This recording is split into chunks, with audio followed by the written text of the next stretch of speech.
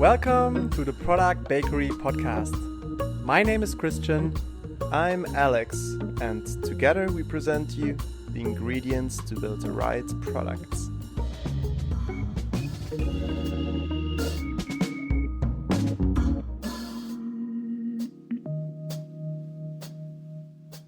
Welcome to the Product Bakery.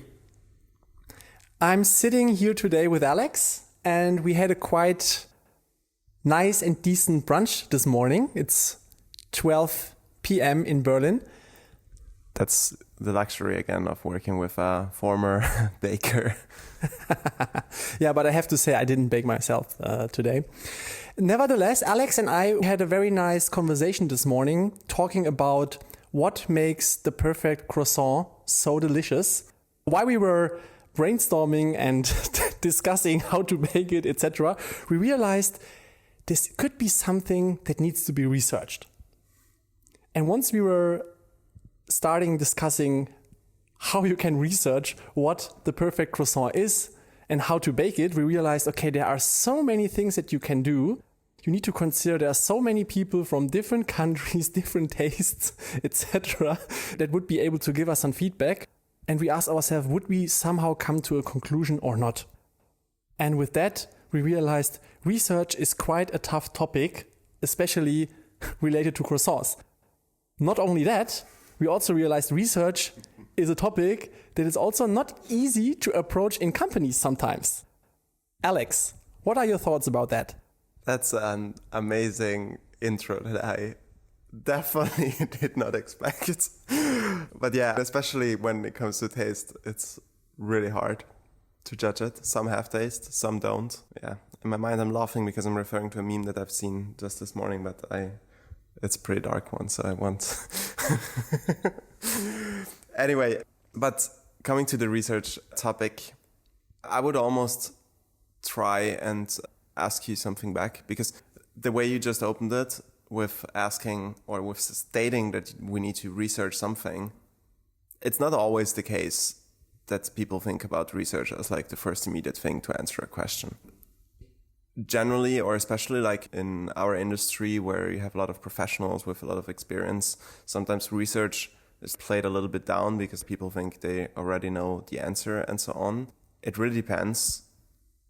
If you think of the companies that you worked with in the past, when skipping research, what would you say is the main reason why people would skip research? Yeah, that's a good question. I would say it depends. On one point, I think people know the answer. And on the other hand, people think they know the answer. And what is the difference here?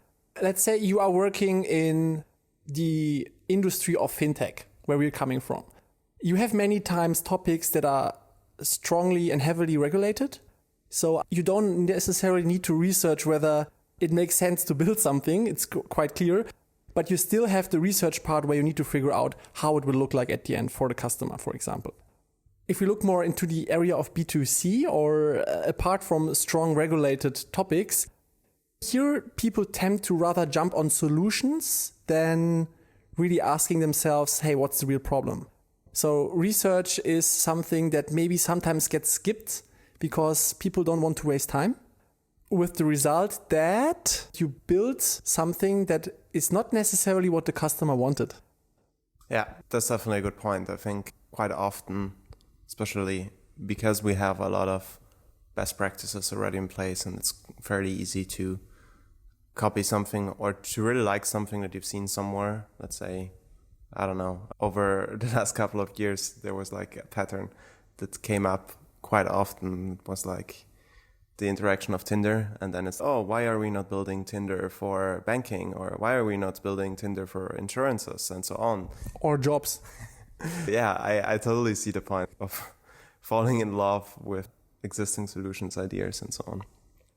I really have to also start by saying that the trend is going in the right direction, and most companies that I've spoken to, and also like most designers that I've talked to, would say that the companies are moving in a direction where they value and understand research and where people know that you need to do research. I think it's just too obvious. You need to build a solution that your users want, that they can use, and that they automatically will use.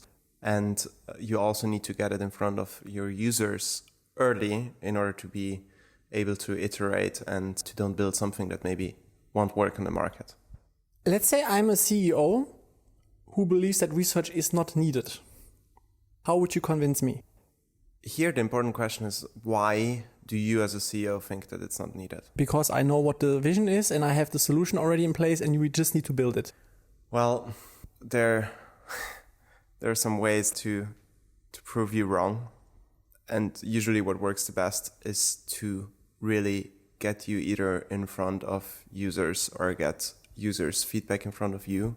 And it might sound weird, but the simple act of recording some user interviews, cutting it together with the key insights and showing it to someone who doesn't believe in research, which again, I feel like it rarely happens nowadays that people are like, oh yeah, no, I know it better. We don't need to do research. But simply showing them the users' feedback and so on can be quite eye-opening for many people who initially don't believe in it or don't think research can be anywhere helpful. So you're saying that the data-driven approach or collecting data would be one way to open the eyes of people and saying, hey, you believed that XYZ would be the solution. We have done the research. You're right. Or there are data that prove that we're wrong and we should maybe take another step back and ask ourselves again, what is the problem? Do you see this happening in companies? Because from my experience, I see many times that people don't find the time or even don't find the motivation to go out and talk to people. So I think it's a tough topic somehow in companies these days. I agree with you that we are going into the right direction and product discovery and research becomes more and more famous and also more and more accepted by companies. But still, I see sometimes people hesitating. Are there any tips you can share to product people out there to quickly get the information they need in order to convince the upper management or colleagues that, first of all, research is needed, and secondly, that prove or disprove the feature to be built? I think we are opening a lot of different topics here, and probably I would go for them one by one, ideally. And one of the questions that you just raised is the time, right? And I think the time is definitely one of the biggest issues or the main reasons why some companies decide to not conduct research or not go outside in the streets, because it's generally hard to have enough time to do research. Time is money. At the same time, we also need to look at two different ways of research. What you just mentioned is, how can I validate a feature? How can I validate, let's say, an assumption or a hypothesis for, okay, does this work? And the other one is more the foundational research of what do our users need and what do our customers need moving forward. With those two things in mind, and especially focusing on the time, I also have to say that I really like the term, I'm not sure when I heard it last time, dev through research. Because while I think that obviously, we just discussed that research is super important, but at the same time, if done wrong, you can research projects to death.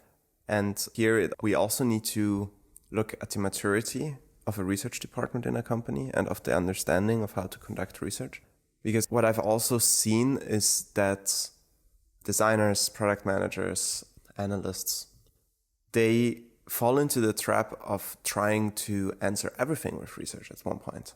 The second you start researching, it's hard to decide, okay, when do I have enough information? When do I know it? And frankly speaking, it will happen a lot that you don't have the final answer. It's very hard to, in a research phase, be able to say 100% what the final outcome will be. And that's where building it is simply the only way to get the final answer. The feedback that you get from the market. So you say you get the 100% confirmation once stuff is on production. Yeah, that's like when you see if people are using it and how they're using it. Before that, you always have some sort of bias of the research methodology that you use, of how you ask some questions, of how the prototypes look like that you show, and so on and so forth. So it's really hard. Going back to my initial question, how a product person can get started quickly to gather data. So your first recommendation is don't overblow it. My question is here, when is the point you would make a cut to not research to death? I think it's really on team that is responsible for building the functionality to make that decision, to also break it down into the smallest part that they can ship to then get like real life data, and to come into an iterative approach and to like really try to break it down, have small assumptions or hypotheses that you can answer in a short time without trying to have an answer for everything.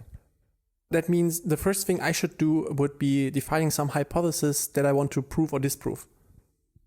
Okay, let me take one step back, because then we can like really jump into also the operational part of how to do it.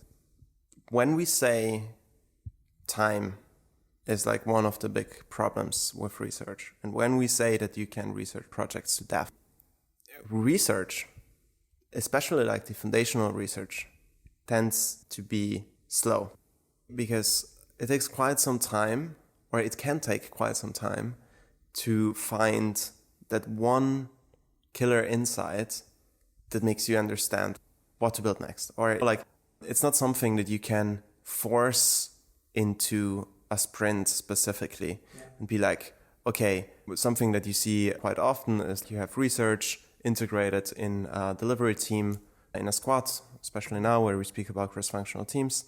And what you would do is you have the researchers working ahead in time. Mm-hmm. You have one sprint, researchers work, 1, 2, 3 sprints ahead. And then you have designers implementing for the delivery sprint that's currently ongoing. And the problem now is the team wants to build something. The researcher steps in and says, sorry, we didn't research this, or we don't have enough data for this, or we are still working on discovering this other part.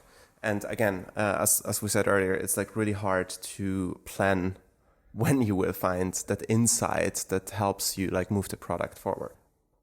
I think in general, the way I like to look at research is to separate it and to take this foundational research out of the delivery.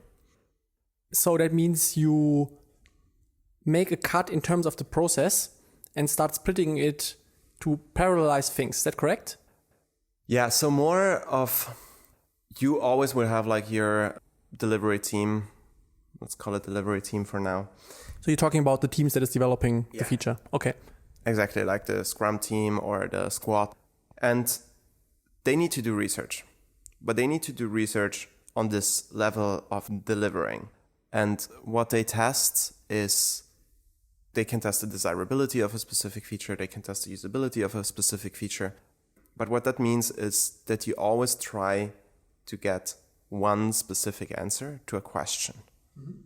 As you said, will someone use this feature? That's something that the squad, Scrum team, delivery team can answer themselves and as a collaborative effort of the team. So this also means this could be simply setting up one new point in the navigation to see, do people click on this? So it's a very specific question. You can say, okay, what's like our KPI, or how do we measure the success of this question? You test it and then you build it. And that easily fits into the normal like sprint rhythm, and using some buzzwords, dual track agile, right? So within your squad, you kind of, for each sprint, you try to look at what do I want to discover, what do I want to deliver, and then these two things work in parallel, and they can follow the same rhythm. Now, at the same time, when I speak about like foundational research, that's really looking at the whole picture of the users, of what are their needs, what are their goals, what are their pain points, what are their jobs to be done over the time. And this is something that needs to be an ongoing effort. It's not something that you can specifically time box the way you would time box research in delivery. It's more something that you need to constantly do. You need to constantly stay in contact with the users, constantly need to try and find some new insights, learnings, and so on. And those insights and learnings will also change as you change the product, as maybe something changed like in society. Let's think about coronavirus at the moment. It's something that's constantly changing. So you need to have this ongoing effort. And that's where I'm saying this is something that should rather happen outside of the sprint. Because if you keep those two things separate, so that you say, okay, someone looks at the foundations and shares these insights then with all the delivery teams and with the business, this still allows you to keep the pace that you want to have on the delivery sprint and within the squad, and not slowing down the whole process, which is the fear sometimes when companies look at research and at research being executed in the wrong way. For example, by also setting it up in the wrong way within the teams. To summarize that for now, you're saying that generally you should look at research from two different angles. One point is the research within the squad to answer the question on if and how the user will use the feature. And then on the other hand, you will have this kind of parallelized research that focuses more on the big picture and more on the why. Can this be done by one person, or do you see this always split it in two kind of departments? Where is there the line to be drawn? As usual, there is no right and wrong answer. You can probably combine things depending on also what you're building and what you need to kind of ship. But I think in general, I would suggest to keep those two things separate. And super curious also, we will soon have a conversation around exactly this topic with Nikki Anderson, which is the head of research at Zalando and also runs the Research Academy, or is co-founder of the Research Academy. So she probably can share maybe some different perspectives also on this. But I think by separating, you can exactly allow doing what we discussed earlier, which is like keeping the speed of delivery high while also constantly looking at the big picture and constantly looking at user needs and understanding them. And one needs to inform the other. I would say there are probably ways to combine this or to move also a little bit the line, but every company needs to find what works best for them and for their kind of team setup and structure and also the functions that you have in place. But for example, the way one could apply it is that the delivery research is like more driven by product designer, for example, within the squad. It looks at it a little bit more holistically, while the whole foundational research, and we're talking about ethnography, diary studies, user journey maps, personas, and they are just relevant also for every single team in the company and for even business level of the company. There, I would definitely see like more kind of the research function as a researcher, maybe someone with even background in psychology, like to really be able to fully understand also the insights from the users and combine it like this. To summarize it, again, I like the idea of keeping these things separate by looking at the squad and then looking at this on a more of a kind of user level, and then at the same time having the particular research for more looking at the big picture and the customer. So you were saying that we will have a guest who will also next week share some insights on the holistic big picture research and how to approach it best. We will see what she gives us in detail, but I would imagine that she also has like more insights on the very specific level of research. And I think something I'm also curious to hear from her is like how she would look at this whole topic of how to integrate research in a company. I think she's definitely the right person to speak about it. But in a nutshell, independently of team structure and the end process, just make sure to use research in a way that you can answer some very specific questions quickly, which helps you like to keep the speed of the delivery up, which is very important, especially like also with pragmatism. Don't try to get stuck in this trap of endless research, because again, at some point you just need to take the leap of faith and take a decision, build it, get it into the market and see like the real reaction. Ideally, you can break everything down in very small steps so that you can release something quite early to get feedback, and then try to balance it with some longer studies that should not block you from shipping, but that help you like understanding the user needs, understanding where you want to go, and the other one is understanding how to get there. I like that. And looking back at our croissant research this morning, I think the kind of research to death is very applicable there. Instead of figuring out what is the perfect croissant, we should rather bake one and figure out if people like the version we have shipped, and then from there on iterate. So what you're saying is that research to death happens especially when you do not formulate your question that you want to answer in a specific way, rather when you're going too broad, right? Correct. All right, then let's wrap it up, Alex. Thank you very much for these insights today. I really like the key takeaway to make sure that you be as specific as possible when you want to do research. And other than that, as always, a small hint on our 24/7 online availability via hello@product-bakery.com. We are always up for feedback. And other than that, I wish you a great afternoon, Alex. Thanks a lot and see you soon.